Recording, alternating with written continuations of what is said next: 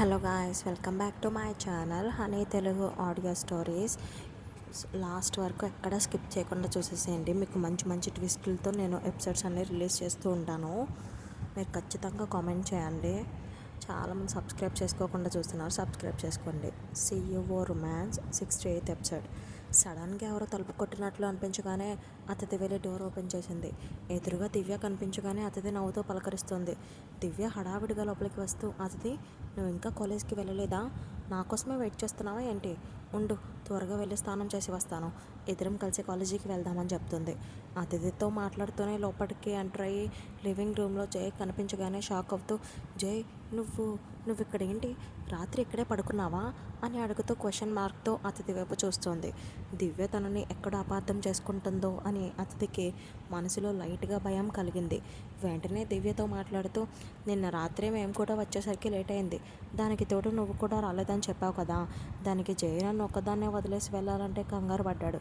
అలా నాతోనే కలిసి పడుకున్నాడు అని అతిథి వివరించింది.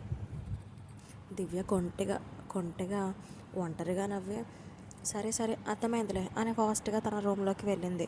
జై ఏమీ తెలియని అమాయకుడిలాగా అలాగే సైలెంట్గా కూర్చొని ఉప్మా తింటున్నాడు. దివ్య అలా లోపలికి వెళ్ళగానే అతిథి జయని పిలుస్తూ, ఇంట్లో ఇంకో ఆడపిల్ల ఉందని తెలుసు కదా, ఇలా బాడీ చూపించకపోతే షర్ట్ వేసుకోవచ్చు కదా అని అసహనంతో అడుగుతుంది. ఆ సమయంలో జై జస్ట్ ట్రాక్ మాత్రమే వేసుకొని ఉన్నాడు. జై సమాధానం చెప్పేలోపే నైట్ ఏమైనా జలుబు చేసిందా అని అడుగుతుంది అతిథి. జయ రిప్లై ఇస్తూ, నేను హక్ చేసుకొని పడుకున్నాక ఇంకా చలి ఎక్కడ పడుతుంది చెప్పు, వెచ్చగా సరిపడా కలుసుకున్నట్లు అనిపించింది అని చిలిపిగా నవ్వుతూ చెప్తాడు. అతిథి మాట్లాడుతూ, సరే కానీ ముందు షర్ట్ వేసుకొని చావు, చూడలేకపోతున్నాం అని అంటుంది. జయ తింటూనే, వీరన్ ఇంకా నా బట్టలు తీసుకురాలేదు అని చెప్తాడు. అతిథి మాట్లాడుతూ, అరకు తీసుకొచ్చాం కదా, అందులో ఏదో ఒకటి వేసుకో అని అంటుంది. జయ మాట్లాడుతూ, అవన్నీ వదిలేసా అని చెప్తాడు. వెంటనే అతిథి జై నిన్న రాత్రి వేసుకొని వచ్చిన షర్ట్ తీసుకొచ్చి జై ముఖం మీద వేసి, ప్రస్తుతానికి ఇది వేసుకో అని అంటుంది. 20 నిమిషాల తర్వాత దివ్య రెడీ అయి బయటికి వస్తుంది. అతిథి, ఇక వెళ్దామా, నేను రెడీ అని అంటుంది. అతిథి వెళ్ళే ముందు డోర్ వేసుకోవటం మర్చిపోకు అని జయకి గుర్తు చేసి దివ్యతో కలిసి కాలేజీకి బయలుదేరుతుంది. కాలేజీ దగ్గర కావటంతో ఇద్దరు నడుచుకుంటూనే వెళ్తారు. దారిలో దివ్య స్మైల్ చేస్తూ, అతిథి, నువ్వు జైతో లివింగ్ రిలేషన్షిప్లో ఉంటున్నావా ఏంటి? నాతో అలా చేయనని చెప్పావు కదా, ఇప్పుడేమో అతనితో ఫుల్ నైట్ స్పెండ్ చేసావా అని అతిథిని అడుగుతుంది. అతిథి సిగ్గుపడుతూ, నువ్వు ఊహించుకున్నట్లు అలాంటిదేం లేదు దివ్య. నిన్న రాత్రి మా ఇద్దరి మధ్య ఏం జరగలేదు. అయినా ఒక అమ్మాయి అబ్బాయి కలిసి పడుకుంటే వాళ్ళిద్దరి మధ్య అది జరిగినట్లేనా అని అడుగుతుంది. దివ్య కొంటగా నవ్వుతూ, సరే అదంతా వదిలే, అరకులో నేను ఇచ్చిన ప్యాకెట్స్ యూజ్ అయ్యాయా అని కన్ను కొడుతూ అడుగుతుంది. అతిథి సీరియస్గా ఫేస్ పెట్టి, బాగా గుర్తు చేసావు. నిజంగా ఆ టైంలో నువ్వు నా పక్కన ఉంటే చంపేసి ఉండేదాన్ని.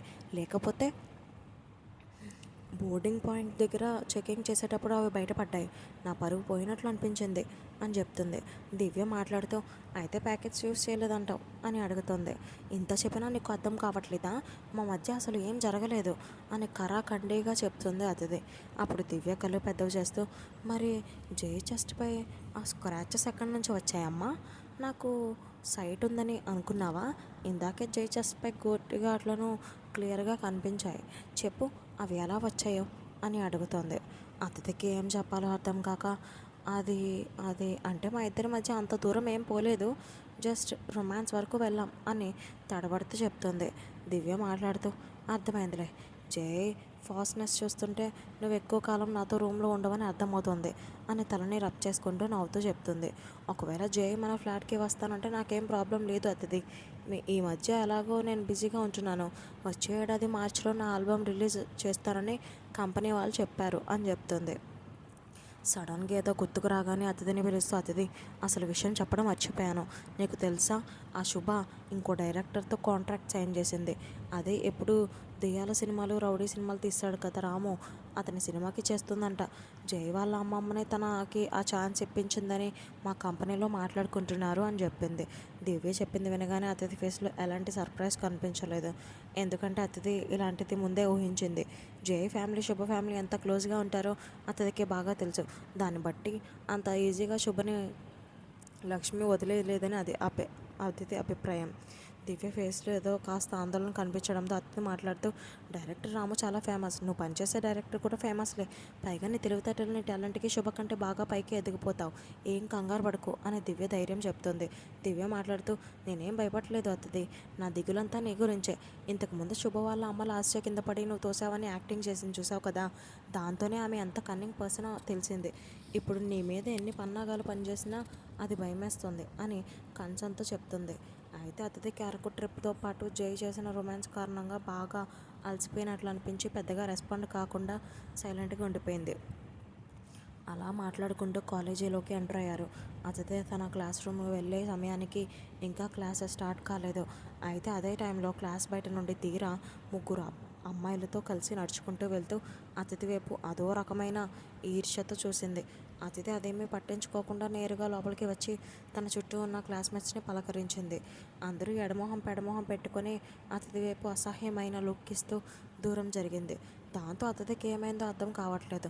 మళ్ళీ అతిథి కావాలనే పక్కన ఉన్న క్లాస్మేట్స్ని ఏదో అడగ్గా అక్కడి నుండి లేచి వెనక్కి వెళ్ళి కూర్చుంది. అప్పుడు అతిథితో ఏదో తెలియని భయం ఆవహించింది. కొంపతీసి ధీర తన గతం గురించి అందరికీ చెప్పేసిందా అని తన మనసులో అనుకుంది అతిథి. ఒకవేళ ధీర అలా చేసి ఉంటే స్టూడెంట్స్ రియాక్షన్ ఇంకా దారుణంగా ఉండేదని అతిథి ఆలోచిస్తూ ఉండగా ప్రొఫెసర్ క్లాస్లోకి ఎంటర్ అయ్యాడు.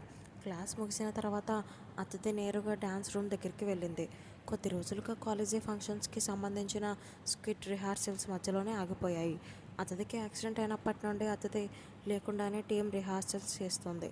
దాంతో కాస్త కంగారు పడుతూ అతిథి డ్యాన్స్ రూమ్లోకి ఎంటర్ అవగానే బబ్లు ఒక్కడే కనిపించాడు. అతను కూడా ప్రాపర్టీస్ అన్నీ ప్యాక్ చేస్తున్నాడు. అతిథికి ఏమీ అర్థం కాక బబ్లు మిగిలిన వాళ్ళంతా ఎక్కడ, ఎంతసేపటికి వస్తారు, ఇప్పటికే బాగా లేట్ అయింది అని అంటుంది. బబ్లు అతిథి వైపు ఒక లుక్ ఇచ్చి మళ్ళీ ప్రాపర్టీస్ ప్యాక్ చేస్తూ, వాళ్ళు ఎప్పుడో వెళ్ళిపోయారు, ఇందాకే రిహార్సల్స్ అయిపోయాయి అని చెప్తాడు. అతిథి స్టన్ అయిపోయింది. అందరం ఈవినింగ్ 4కి మీట్ అవుతాం అనుకున్నాం కదా, మరి ఎందుకని టైం చేంజ్ అయినట్లు ఒకరు కూడా నాతో చెప్పలేదు, కనీసం గ్రూప్లో అయినా మెసేజ్ చేయొచ్చు కదా అని అడుగుతోంది. బబ్లు నిస్సహాయతతో కూడిన నవ్వుతో, అందరూ నీ మాట వినడానికి నిరాకరిస్తున్నారు, మళ్ళీ నువ్వెక్కడ మా కోసం ఎదురు చూస్తూ ఉంటావు అని ఈ మాట చెప్పడం కోసం నేను నీ కోసం వెయిట్ చేస్తున్నాను అని చెప్తాడు. అతిథికి విషయం అర్థమైంది. తన గురించి మళ్ళీ ఏదో గాసిప్ స్ప్రెడ్ అయిందనే క్లారిటీ వచ్చింది. కానీ అదేంటో అర్థం కావటం లేదు. అతిథి సైలెంట్గా ఉండటంతో బబ్లు తిరిగి మాట్లాడుతూ, అతిథి, ఈ పాటికే నీకు విషయం అర్థమై ఉంటుంది, నువ్వు ఈ సమస్యలను సాల్వ్ చేసుకోవాలంటే నువ్వు వెంటనే వెళ్ళి ఈ స్కిట్ నుండి తప్పుకోవాలి, ప్రొఫెసర్తో చెప్పు అని అంటాడు. నువ్వు శుభ ఫ్యామిలీ నుంచి డబ్బులు తీసుకున్నావని అందరూ అనుకుంటున్నారు, అది కూడా నీ బాయ్ ఫ్రెండ్ పవర్ ఉపయోగించి వాళ్ళని బెదిరించి పనిచేసావని అంటున్నారు. దాంతో శుభకి సపోర్ట్గా ఉన్న కొంతమంది నీపై చాలా కోపంగా ఉన్నారు. అందులో ముఖ్యంగా చరణ్ కూడా ఒకడు. నువ్వు కానీ ఆ డబ్బు వాలంటీర్గా వెళ్ళి శుభకి తిరిగి ఇవ్వకపోతే మన స్కిట్లో వాళ్ళంతా వెళ్ళి ప్రొఫెసర్తో మాట్లాడతారంట, స్కిట్లో నువ్వు ఉంటే వాళ్ళు యాక్టింగ్ చేయమని చెప్తారంట అని అంటాడు. అతిథి అలాగే ఆలోచిస్తూ ఉండగా బబ్లు మాట్లాడుతూ, ఈ స్కిట్ బాధ్యతలను ప్రొఫెసర్ నీకే అప్పగించారు, ఆ విషయం నాకు కూడా తెలుసు, కానీ నీ మాట ఎవరు వినకుంటే నువ్వేం చేస్తావో చెప్పు అతిథి, నాకు తెలిసి నువ్వు పక్కకు తప్పుకోవటమే మంచిదేమో అనిపిస్తోంది అని చెప్తాడు. బబ్లు మాట్లాడుతూ అయిపోగానే అతిథి రియాక్ట్ అవుతూ, నిజంగానే నేను అలాంటి వ్యక్తినంటే మీరు నమ్ముతున్నారా, నేను డిమాండ్ చేస్తున్న మాట నిజమే, కానీ ఆ డబ్బును నేను తీసుకోలేదు అని అతిథి వివరిస్తోంది. బబ్లు ఫాస్ట్గా రెస్పాండ్ అవుతూ, కానీ అందరూ నీ గురించి అలాగే చెప్పుకుంటున్నారు, అయినా ప్రతి ఒక్కరూ పార్టీలో ఏం జరిగిందో కళ్ళారా చూశారు, అసలు శుభ నిన్ను ఎందుకు హర్ట్ చేయాలని చూస్తుందో చెప్పు, ఒకవేళ తనకు నిజంగానే అలాంటి ఉద్దేశమే ఉంటే శుభ కూడా నీతో పాటు స్టేజ్ ఎక్కబోయింది కదా, స్టేజ్ కూలిపోతుందని తనకు తెలిస్తే అలా చేసి ఉండేదా చెప్పు అని అడుగుతాడు. అతడికి ఏం మాట్లాడాలో అర్థం కాక, సరే నువ్వు చెప్పింది నాకు అర్థమైంది అని లో వాయిస్తో చెప్తుంది. బబ్లూనే కాదు, కాలేజీలో ఎవరు కూడా ఇప్పుడు తన మాట వినే పరిస్థితిలో లేరని అతిథికి అర్థమైంది. దాంతో అతిథి డ్యాన్స్ రూమ్ నుండి వెళ్ళిపోతూ ఉండగా అతిథి అని బబ్లు పిలిచాడు.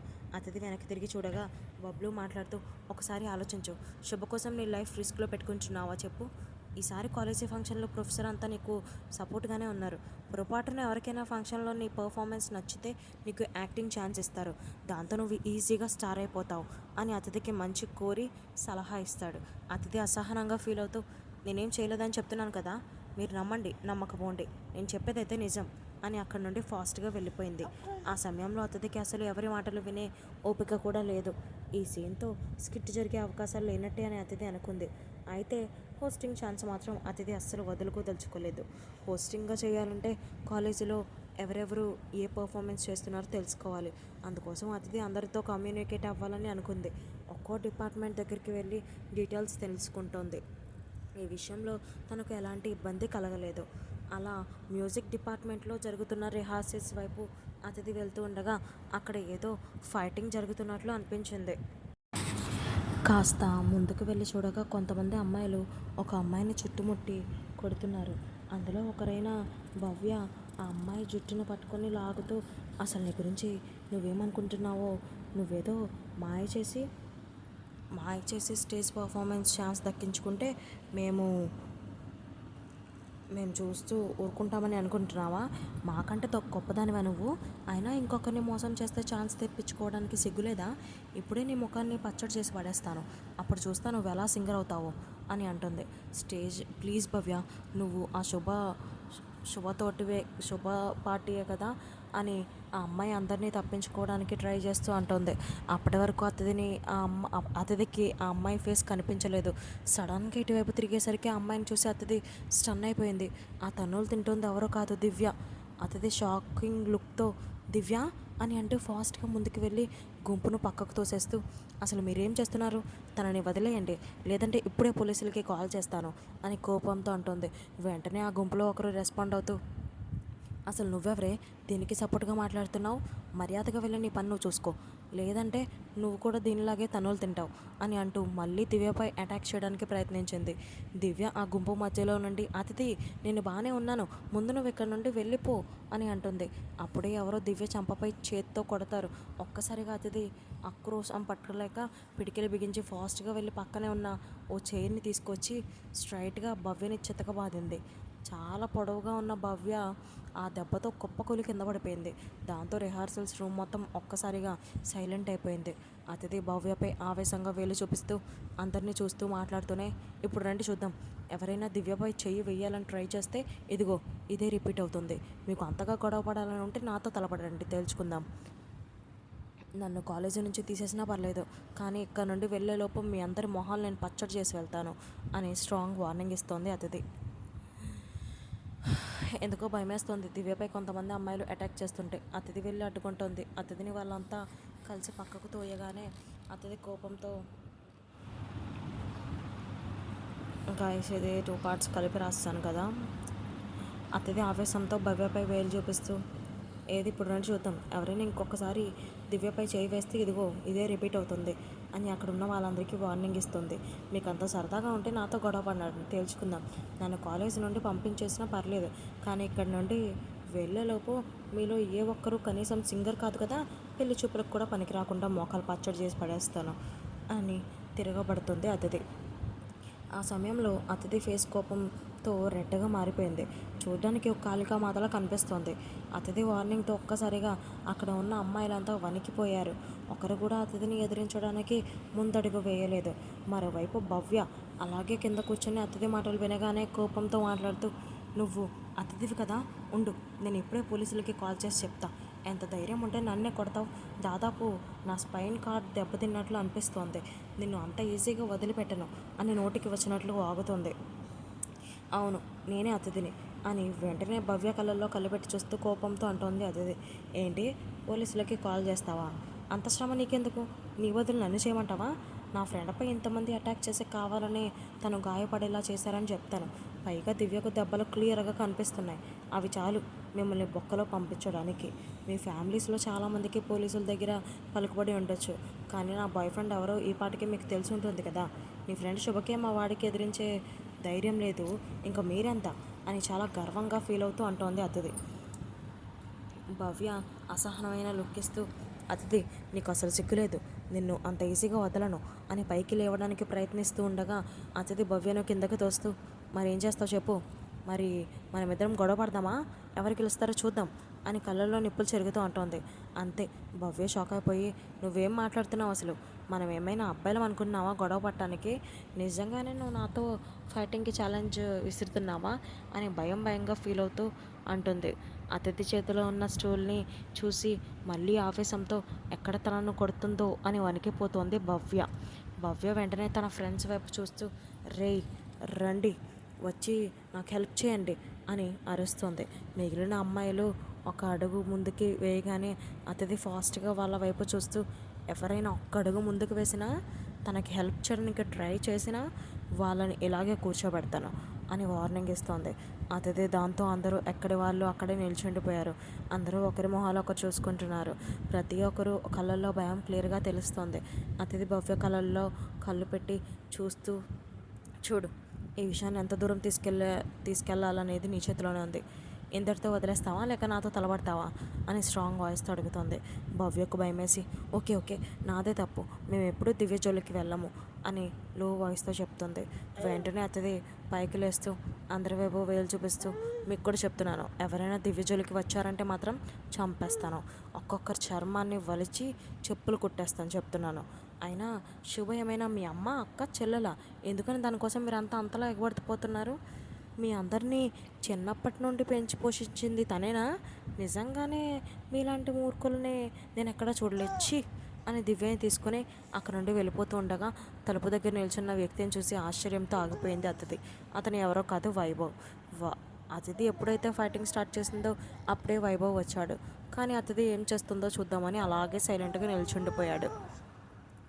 అతిథిని చూడగానే వైభవ్ క్లాప్స్ కొడుతూ, వావ్ అతిథి, రియల్లీ ఐఎమ్ ఇంప్రెస్డ్ అని నేరుగా గుంపుగా నిల్చున్న అమ్మాయిల వైపు చూస్తూ, అసలు మీరు చేసిన పని ఏంటి? ఇదేనా మీరు కాలేజీ నుంచి వచ్చి నేర్చుకునేది? ఇప్పుడే నేను ప్రిన్సిపల్ దగ్గరికి వెళ్ళి ఈ ఇద్దరు అమ్మాయిల్ని ఎంతలా హర్ట్ చేశారో చెప్తాను, అప్పుడు కానీ మీ తిక్క కుదరదు అని భయపెడతాడు. ఆ గదిలో ఉన్న వాళ్ళంతా ఒక్కసారిగా స్టన్ అయిపోతారు.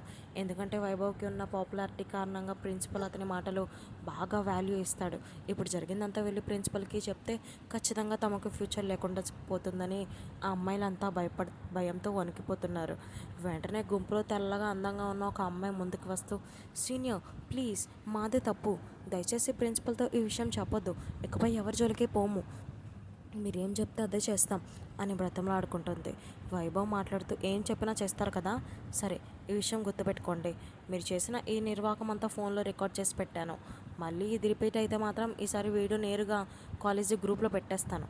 నాతో పాటు మీరు కూడా ఆ కాలేజీలోనే చదువుతున్నారన్న విషయం మర్చిపోకండి.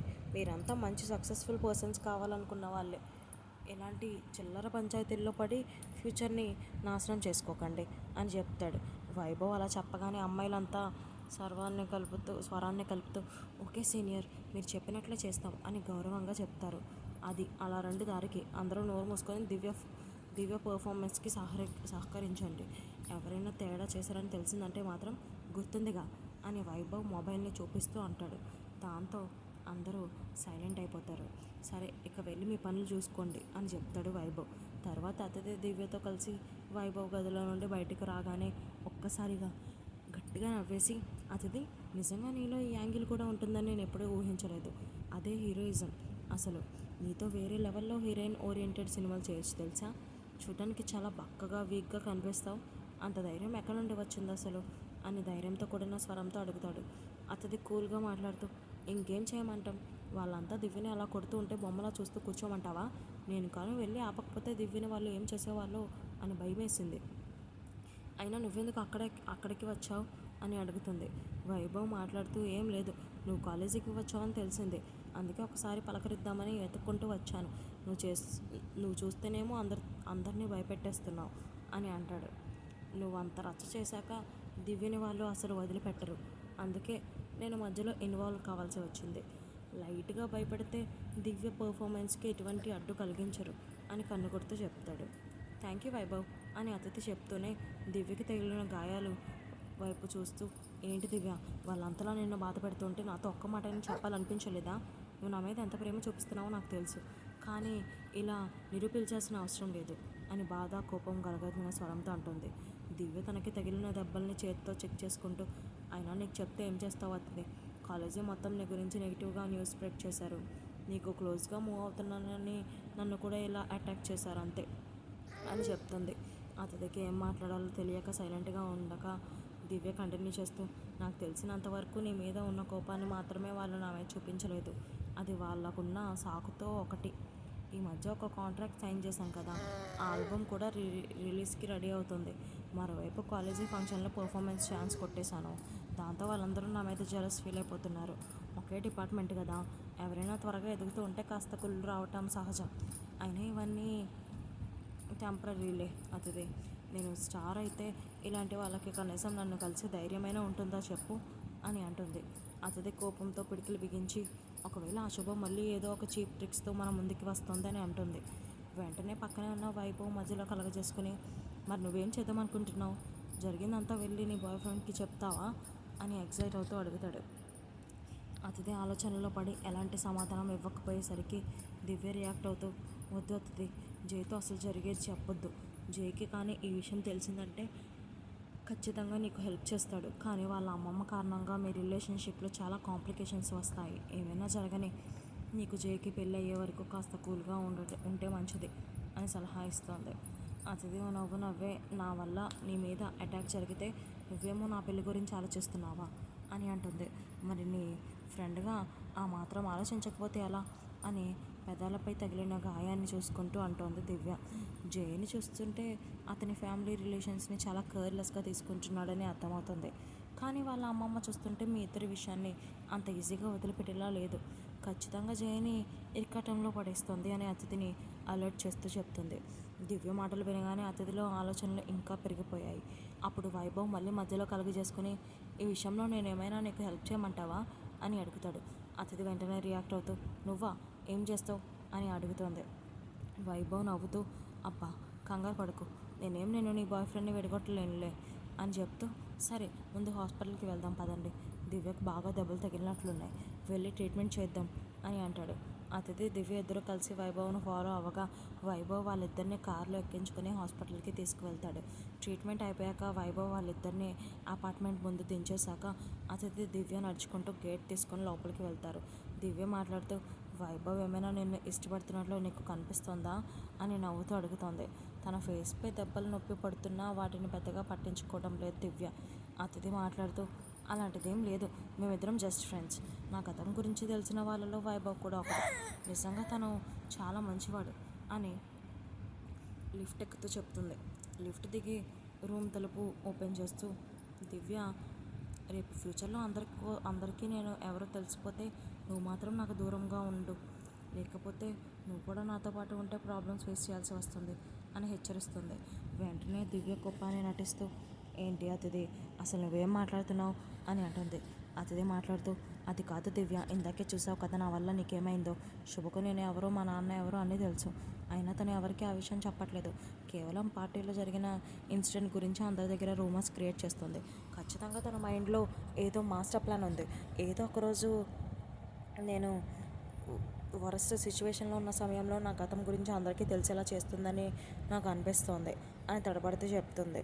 దివ్య డల్గా ఫేస్ పెట్టి, అవును అలా కూడా జరగచ్చు, మరి వెంటనే జైతో ఈ విషయం చెప్పొచ్చు కదా అని అంటుంది. వద్దొద్దు అని సోఫాలో కూర్చుంటూ అంటుంది. ఏమవుతుంది అని అడుగుతుంది దివ్య.